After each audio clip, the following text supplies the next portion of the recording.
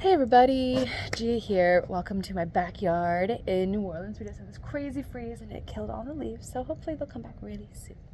Anyways, I wanted to share a couple things that have been really transformative in my veil life over the years with you. There's just some little things that make a really big difference. I've been training a lot of pole and handstands, and I'm inspired to share some of the knowledge I have from doing this for someone to unlock your journey, just like I've been training with some amazing coaches doing handstands and pole. So, you're gonna hold your veil on the long edge, right? If you have a tail, this is going to be the swoop of the tail. This one is a kind of a very strong medium veil, about 5 feet long.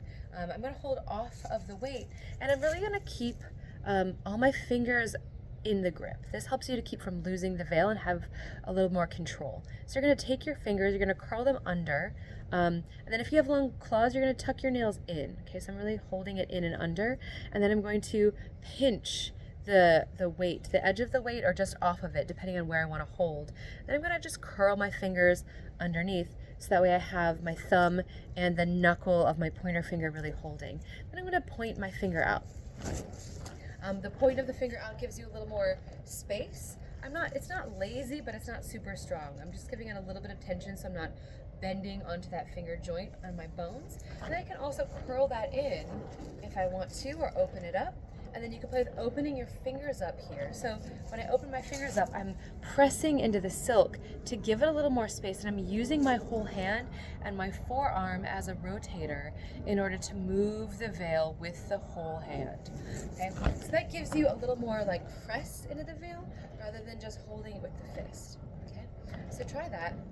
The other thing is wrist flicks and wrist direction. Okay, so from that very standard grip, when we take a little bit of a flick and a zing with the wrist, I'm taking my elbow, I'm pushing the elbow, and then I'm giving the wrist a little bit of motion too. So it's like a shoulder, elbow, wrist, right? And then that helps to give the weight more place to fly. Okay, and then especially when we do this above and away from gravity, then that gives us a little more lift in the veil and a little bit more time. I'm going to switch to a big veil right now because this is better explicated.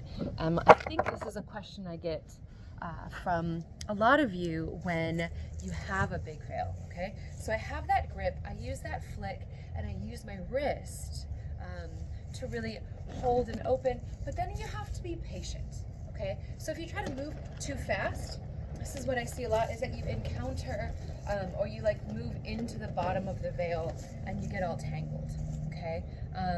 Or if you try to move too fast, you're gonna tire yourself out. The bigger the veil, the slower you have to go. If you have a heavier weight fabric, this 8-mom, you wanna go a little bit slower. Honestly, you wanna know where the back edge of the veil is, that tail, where that tail of the veil is. So one of the flows and homeworks I give you, no matter what size your veil is as you flow, think both of the sculpting tip of the veil. Okay, so we think about the weighted edge as our, as like the beginning of the paintbrush, and we think of the tail as the wet end of the paint. It hasn't dried yet, you don't want to intersect it, okay? So you want to let that weight guide and just move through the space without intersecting that second edge of the veil, that second lead, that tail end, okay? So this is where you just have to go slower. With any costume piece, the more that you give it the time to envelop and be itself, the more you can tap into the magic that it is, right? So here I have one big swoop, and I wait for the swoop to finish, and then, you know, you can put timing and do something quick to give it a little momentum and a little oomph, but you want to take the time to make it go slower, okay? That's a little tip and trick, right? So we have the grips, we have that flick from the elbow and the wrist, no matter which direction it's going, and we're going to give it a little power, and then we have the appreciation, the slowness, and our patience in waiting. So hope that is a little veil upgrade for you today. Have fun, enjoy, keep dancing.